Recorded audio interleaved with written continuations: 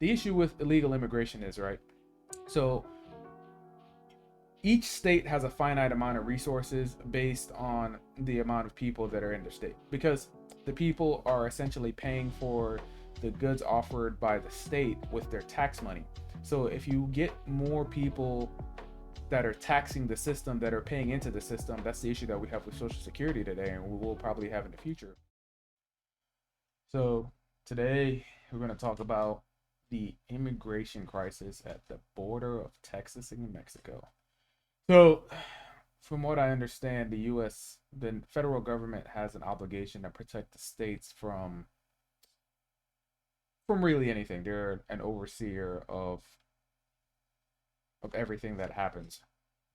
What is what is currently happening though is seems like the federal government is ignoring their own laws by allowing mass immigration. I think I read that it was about 3 million people illegally immigrated in the last 3 years, which is a crazy amount.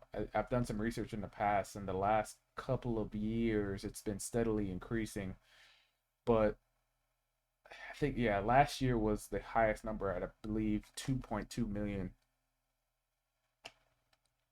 So what we're gonna do is, so before I even look at the laws, the federal laws that are on the book, I'm gonna give you like my conspiracy theory. It seems like, well, not just my conspiracy theory, based on what I've heard, that, and I think they've kind of said it too. I guess this is what the great replacement theory was about, where they're talking about replacing white people with more minorities because minorities tend to vote more liberal.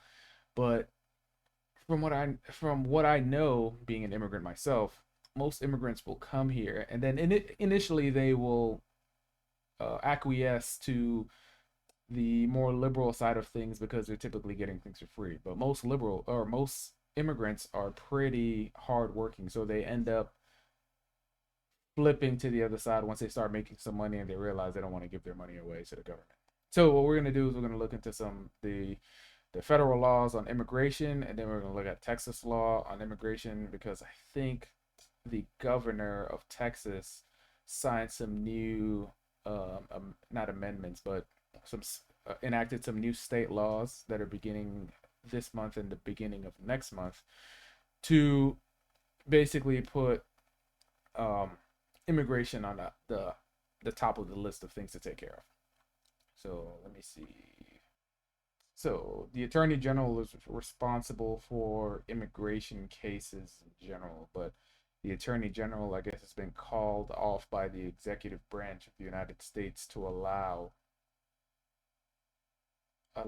these people to enter and give them, I don't want to say, I don't know if it's asylum, but a lot of them, some of them, I've seen a really disturbing video about a man threatening a reporter saying, if you don't know who I am, you will know who I am, which is, and he had a Middle Eastern accent. So there's that. But we'll take a look at that in a second. The US Constitution is unclear about the role of federal authority on immigration over time. Immigration policy has varied largely from relatively open to restrictive. Here, Customs and Patrol at San Diego crossing process asylum seekers. What day was this one? Was this right? The United States Constitution creates a government of enumerated powers. The Constitution delegates to the United States Congress the power to establish a uniform rule of naturalization throughout the United States. Thus, the Constitution gives Congress the power to determine which foreigners can become citizens and under what condition. The Constitution, however, is silent on immigration. That is, the federal government is not explicitly granted the general power to execute or remove non-citizens from the United States. Oh, so I was wrong. They don't have the power to remove them from the United States, but are they able to prevent them? Nevertheless, U.S. courts have allowed the federal government to exercise such power. At various points in time and in various U.S. Supreme Court cases, this power over immigration has been said to derive from various legal standings. The Commence Clause, the Commerce Clause, sorry, the Naturalization Clause, and the Declaration of War Clause, the Law of Nations Clause, and the Necessary and Proper Clause, among others. One clause that would appear to at least imply power over immigration is the Migration and Importation Clause. That clause provides that the immigration or importation of such persons as any of the United States now exists and shall think proper to admit shall not prohibited by the Congress prior to the year 1808. It is argued that it now, beginning after 1808, Congress has the power to prohibit migration or importation of persons.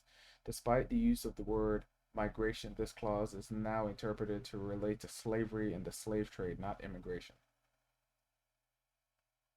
So this doesn't say the. So I guess the federal government, the Constitution doesn't outline a power that the federal government has over immigration, but they're piggybacking off of this other law that was referring to slavery. So technically, the U.S. can't remove them, but they do have a responsibility to protect their sovereign borders, and they do have a responsibility to the states. States of all. But states also have some of their own laws that control immigration in their states. The rules established in 1952 with the passage of the Immigration Nationality Act are the main ones government follows today, but the Immigration Reform and Control Act of 1986 plays a part of curbing illegal immigration. It denied welfare benefits to immigrants without proper documentation. It also strengthened sanctions against employers who hire them. The U.S. Congress controls all immigration related regulations, but the White House is in charge of enforcing immigration laws. Okay, so this is what Greg Abbott was complaining about. The White House is supposed to reinforce the laws that are already on the books, and his complaint is that they don't seem to be doing that. The INA indicates or dictates most aspects of federal immigration law, including visas and other parts of citizenship status. So let's check out the Immigration and Nationality Act. So let's see if Texas has any. See what the Texas immigration law looks like. Texas immigration law. TexasTribune.org. Governor Greg Abbott signs bill making illegal immigration a state crime. The new law would authorize police to arrest people they suspect crossing the Rio Grande between ports of entry. Abbott also signed a bill earmarking more than $1 billion for more border barriers.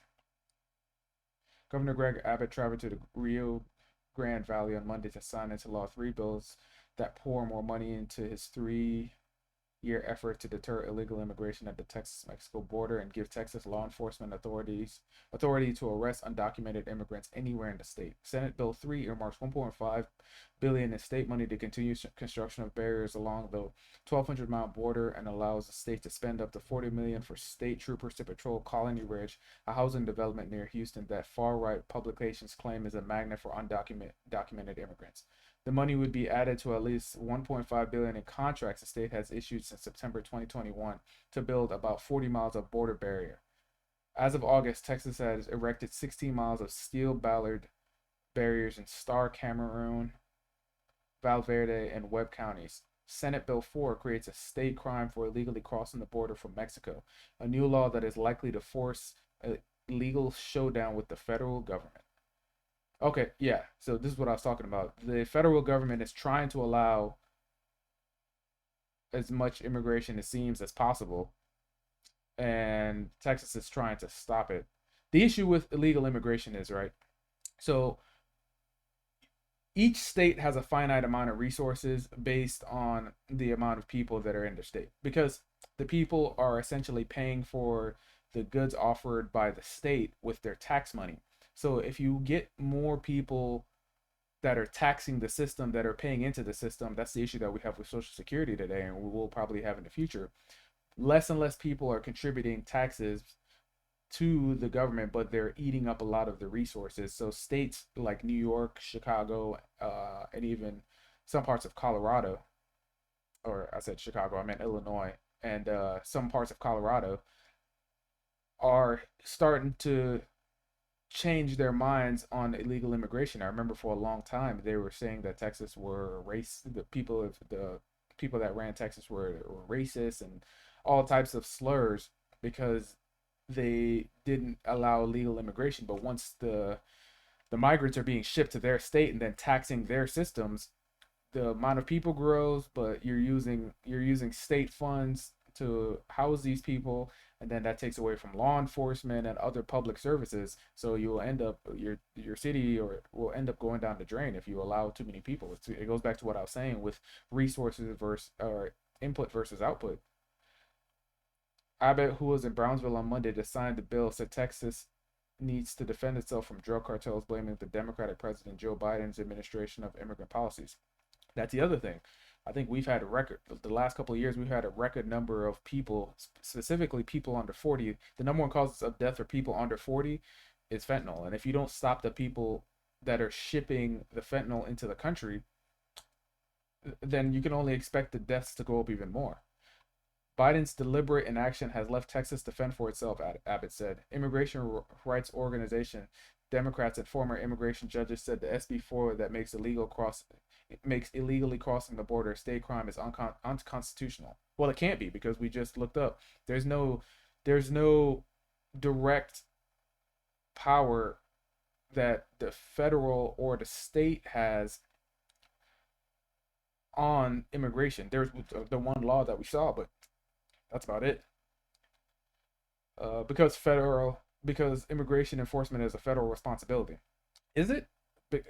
It doesn't seem like they're doing it though. Federal courts, including the U.S. Supreme Court, have ruled that immigration laws can only be enforced by the federal government. But some Texas Republicans have said that they hope the new law will push the issue back before the U.S. Supreme Court, that is more conservative since 3 appointees of former President Trump joined it. The law would make it a state crime to cross the Texas-Mexico border between ports of entry. The new crime is a Class B misdemeanor carrying a punishment of up to 6 months in jail. Repeat offenders could face a second-degree felony with punishment of over 20 years in prison. The law allows the judge to drop the charges if a migrant agrees to return to Mexico. But yeah, what's stopping them from just turning around and walking right back? So yeah, people will call you racist for just pointing out the truth, but it's just economics, right? If you have too many people, the resources are going to drive faster, and if there's not enough people paying the taxes, then, like I said, your city can fall apart very quickly. Let's see if we could find the video of the guy.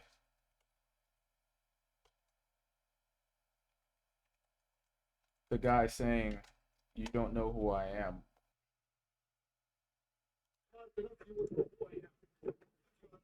Smart enough to know who I am.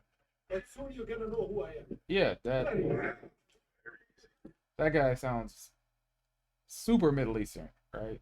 And why are they crossing into the border? Why how did he get to Mexico to cross the border? There's a lot of unanswered questions that everybody seems to be ignoring because, like I said, my my original conspiracy theory, or I guess the great replacement theory I recently learned is what it's called, is they're trying to secure their voting base for a long time to come. But I think this is a miscalculation on their part because, like I said, most immigrants, once they start making money, they get pretty frugal with it. But that's all I have to cover for today. What do you think about this? I'll catch you guys in the next video.